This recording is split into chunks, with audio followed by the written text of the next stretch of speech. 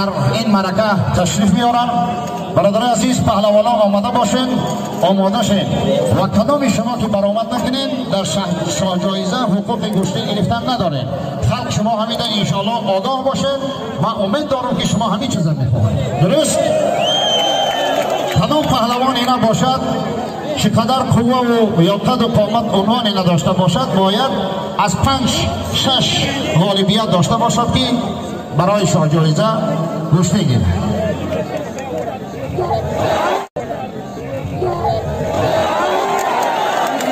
حالا این در اصل 21 این خیلیش میبینی که زن مرد بلند میبردارد و با پشت بزن. آفرین در این زمان هم بسیدیم. آفرین فاری عزیز.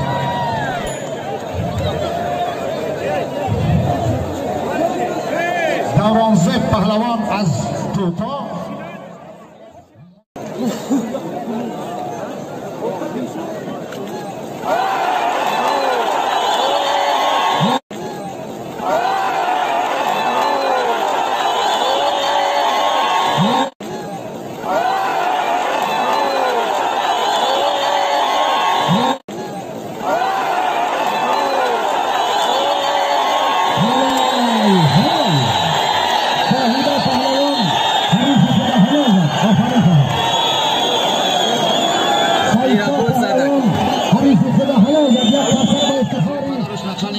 که بسیار بلند گپ میزنه.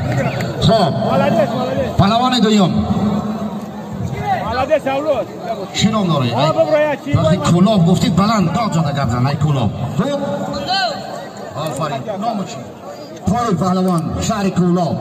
بین هر دو پهلوان یک قالین 200 سامانی.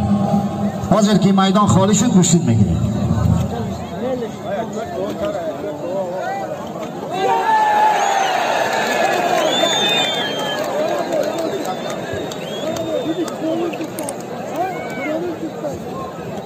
در میدان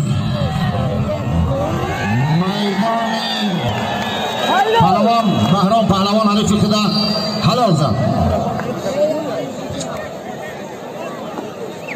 خب در میدان نه من همین جدید بدم پهلوانی گرانوزن جمهوری تاجیکستان